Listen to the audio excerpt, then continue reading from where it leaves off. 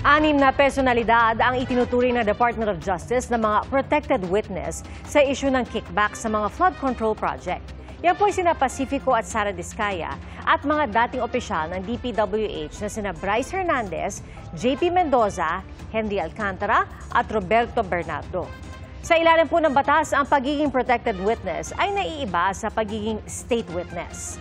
Sa kaso ng mga Diskaya at mga dating opisyal ng DPWH, sinabi ng DOJ na ang tulong na ibibigay sa kanila ay limitado sa security at escort personnel at pwede rin daw silang managot sa anomalya. Kapag state witness, dapat absolute o matindi ang pangangailangan para sa kanyang testimonya. Dapat din, wala nang iba pang direktang ebidensyang magagamit para sa pag-uusig ng pagkakasala. At dapat din, hindi siya ang maituturing na pinaka-guilty sa kaso. At sino man pong kikilalaning state witness ay magkakaroon ng immunity o posibleng hindi makasuhan kaugnay sa pagkakasala kung saan gagamitin ang kanyang testimonya. Korte po ang magpapasya kung pwedeng maging state witness ang isang akusado.